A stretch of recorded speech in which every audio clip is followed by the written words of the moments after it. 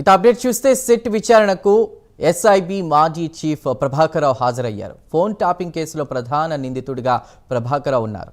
America నుంచి నిన్న హైదరాబాద్కు చేరుకున్న ఆయన సుప్రీంకోర్టు ఆదేశాలతో విచారణకు హాజరయ్యారు.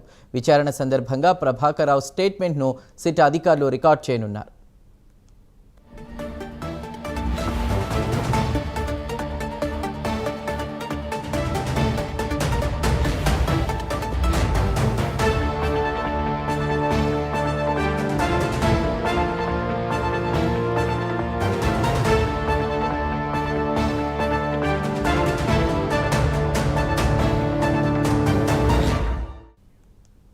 సిట్ విచారణకు ఎస్ఐబి మాజీ చీఫ్ ప్రభాకరరావు హాజరైనట్టు తెలుస్తోంది. పూర్తి డీటెయిల్స్ మా ప్రతినిధి కుమార్ అందిస్తారు. కుమార్. Thank you Chandru. తెలంగాణలో సంచలనం సృష్టించిన ఫోన్ ట్యాపింగ్ కేసులోని ఈ రోజు సిట్ విచారణకు కొద్దిసేపటి క్రితమే ఎస్ఐబి చీఫ్ ప్రభాకరరావు అయితే హాజరయ్యారు. ముఖ్యంగా జూబ్లీహిల్స్ పిఎస్ లోని సిట్ అధికారుల ముందు కొద్దిసేపటి క్రితమే ఎస్ఐబి చీఫ్ ప్రభాకరరావు అయితే హాజరయ్యారు.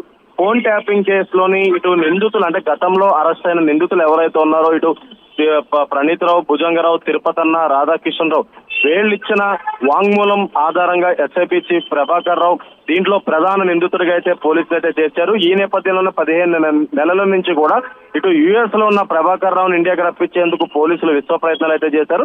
కానీ ఏదైతే ప్రభాకరరావు మాత్రం ఇండియాకి రాకుండా ఏదైతే అటు యుఎస్ గవర్నమెంట్ కి తనను రాజకీయ శరణార్థులుగా గుర్తించాలంటూ కూడా ఒక పిటిషన్ వేయడం, దానిని యుఎస్ గవర్నమెంట్ క్యాన్సిల్ చేయడంతో కూడా ఇటు సుప్రీంకోర్టును అయితే ఆశ్రయించారు. గతంలో హైకోర్టు నాంపల్లి కోర్టులో కూడా ఏదైతే ప్రభాకరరావు పిటిషన్లు అయితే వేసారో తనను అరెస్ట్ చేయకుండా ఉండేందుకు ఆదేశాలు జారీ చేయాలి, ఆదేశాలు జారీ చేస్తే ఫోన్ ట్యాపింగ్ విచారణకు హాజరవుతానంటూ కూడా ఇటు ప్రభాకరరావు నాంపల్లి అలాగే హైకోర్టులోని ఈ పిటిషన్ వేసిన నేపథ్యంలో వాటిని కూడా హైకోర్టు అలాగే నాంపల్లి కోర్టు కొట్టివేయడంతో కూడా నేరుగా సుప్రీంకోర్టును ఆశ్రయించారు. సుప్రీంకోర్టు ఏదైతే ప్రభాకరరావుకు 1 టైం పాస్పోర్ట్ ఇష్యూ చేసి ముఖ్యంగా 3 రోజులు అంటే పాస్పోర్ట్ ఇష్యూ చేసిన 3 రోజుల్లో ఇండియాకి రావాలి, అలాగే విచారణకు హాజరవ్వాలంటూ కూడా ప్రభాకరరావుకి ఆదేశాలు ఇచ్చిన మేరకు ఇటు హైదరాబాద్ పోలీసులు కూడా ప్రభాకరరావుకు 1 టైం పాస్పోర్ట్ అయితే ఇష్యూ చేశారు. ఈ నేపథ్యంలో నిన్న యుఎస్ నుంచి హైదరాబాద్ కి అయితే ప్రభాకరరావు అయితే చేరుకున్నారు.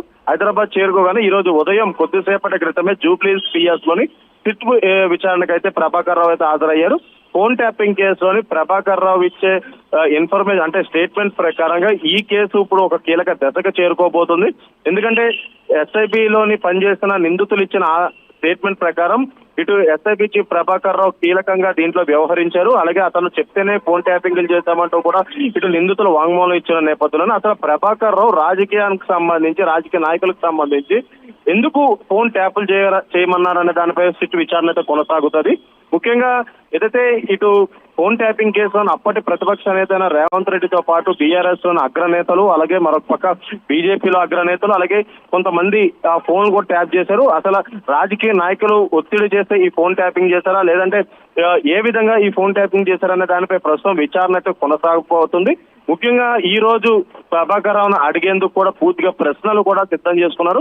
ఎందుకంటే ఈ కేసులోని ప్రభాకరరావు ఇచ్చే స్టేట్మెంటే చాలా కీలకంగా మారబోతుంది. ఎందుకంటే ప్రభాకరరావు ఇచ్చే స్టేట్మెంట్ ఆధారంగా ఇది మరొకసారి రాజకీయంగా మలుపు తిరగబోతుంది. బీఆర్ఎస్ లోని అగ్ర నేతలు ఈ ఫోన్ ట్యాపింగ్ చేయమని ఒకవేళ కనుక ఇటు ప్రభాకరరావు తన వాంగ్మూలంలో చెప్తే బీఆర్ఎస్ లో ఉన్న అగ్రనేతల పేర్లు బయటకు వస్తే వాళ్ళు ఇచ్చిన ఇప్పుడు ప్రభాకరరావు ఇచ్చే స్టేట్మెంట్ ప్రకారం కొన్ని అరెస్టులు కూడా జరిగే అవకాశం అవుతుంది. ముఖ్యంగా సుప్రీంకోర్టు కూడా ఇందులోని ప్రభాకరరావు విచారణ జరిగితే ఈ కేసు కొలుపు వస్తుందంటూ కూడా భావించిన నేపథ్యంలో ఇటు సుప్రీంకోర్టు ఇచ్చిన ఆదేశాల మేరకు ప్రభాకరరావు ఈ రోజు కొద్దిసేపటి క్రితం జూబ్లీహిల్స్ లోని సిట్ అయితే హాజరయ్యారు. ఈ రోజు ఈ విచారణ కొనసాగిన తర్వాత ప్రభాకరరావు ఇచ్చే స్టేట్మెంట్ ఆధారంగా ఈ కేసు కొలుపు ఉంది.